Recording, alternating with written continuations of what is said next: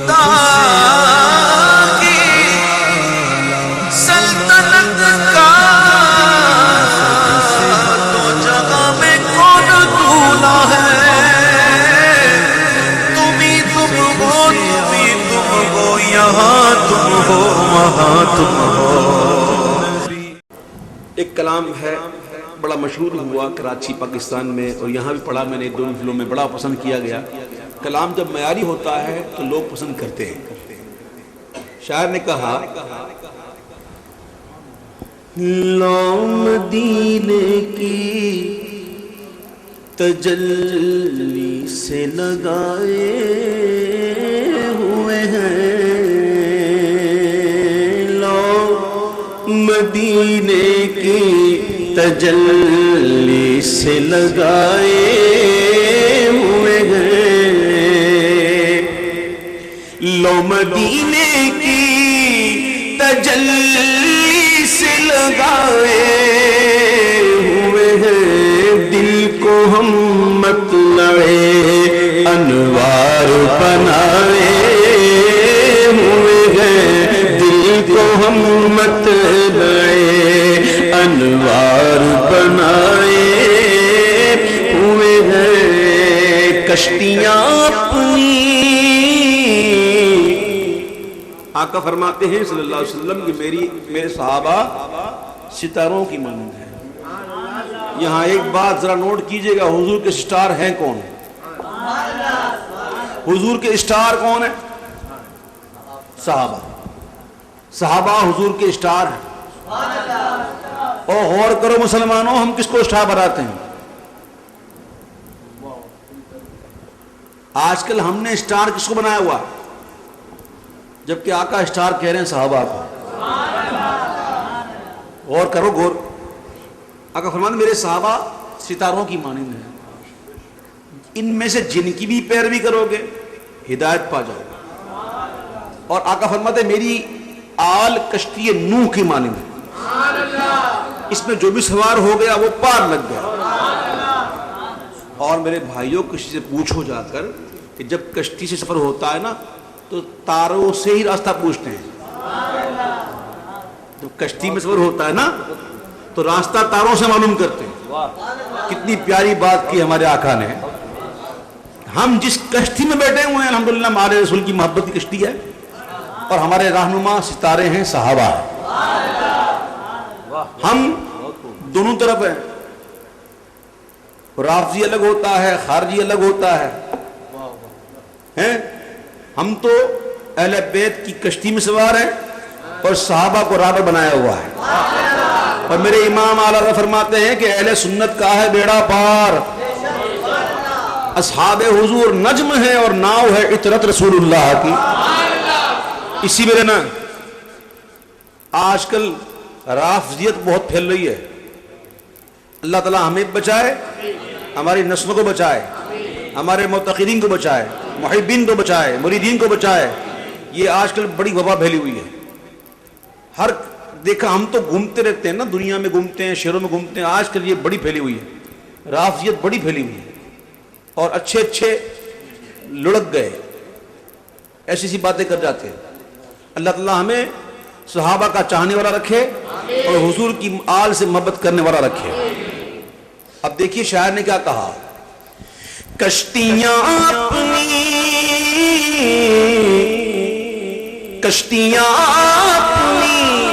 کنارے سے لگائے ہوئے ہیں، کیا وہ ڈوبے جو محمد کے ترائے ہوئے ہیں، کیا وہ ڈوبے جو محمد کے ترائے ہوئے ہیں، کیا وہ ڈوبے جو محمد کے ترائے ہوئے ہیں۔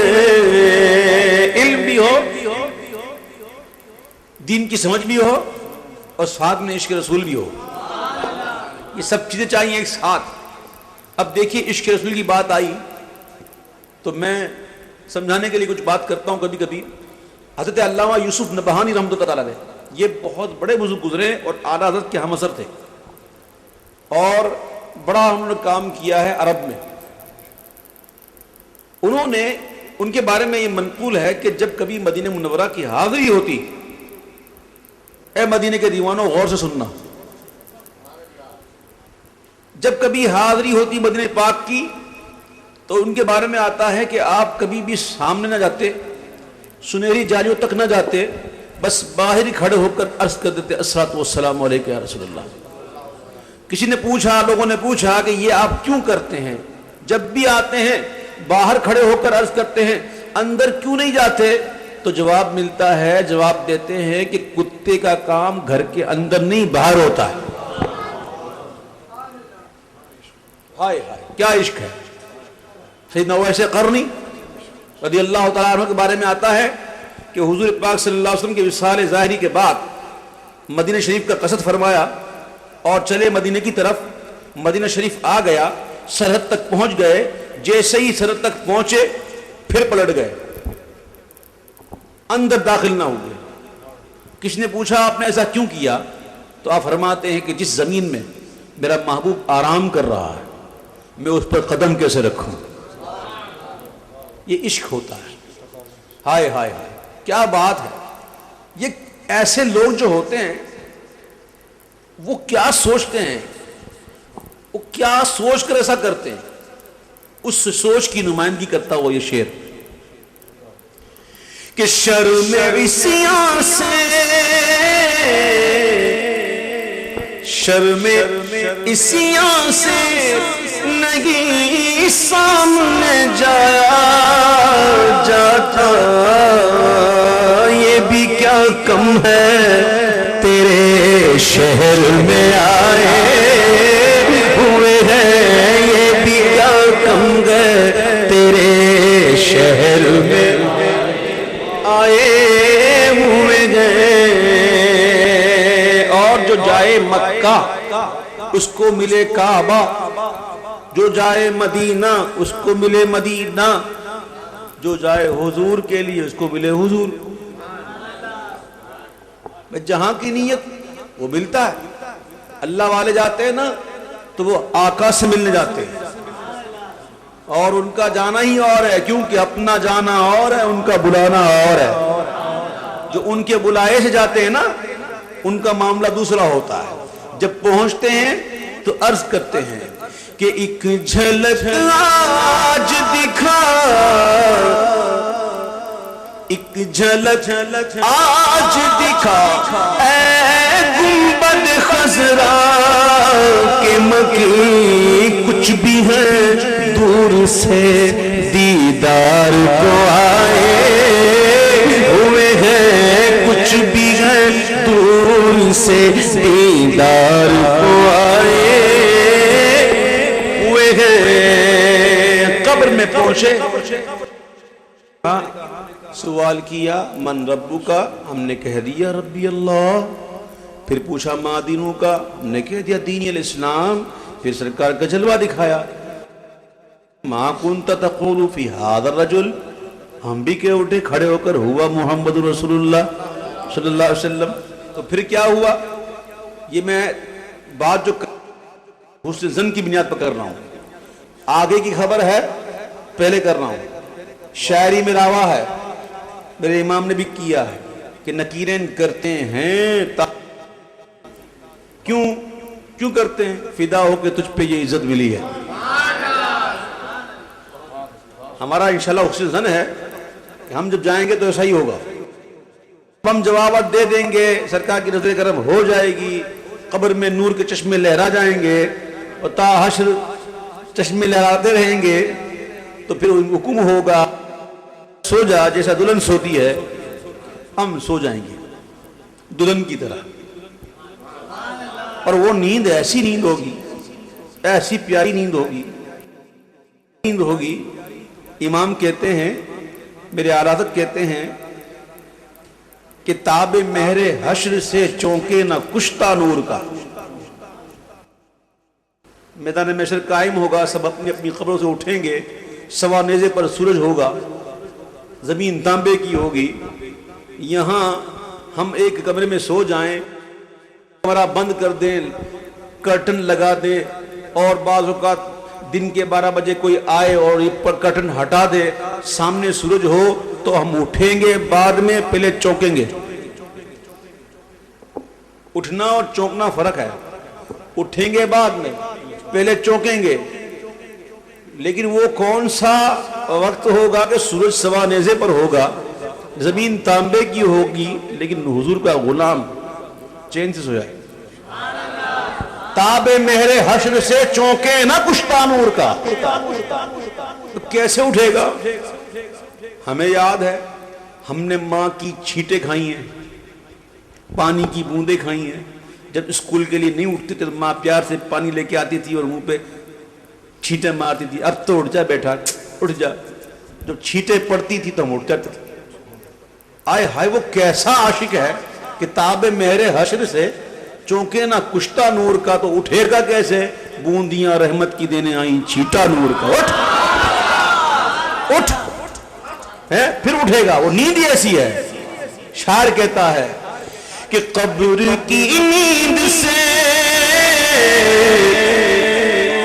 قبر کی نیند سے اٹھنا کوئی آسان نہ تھا، ہم تو محشر میں انہیں دیکھنے آئے ہوئے گئے، ہم تو محشر میں انہیں دیکھنے آئے۔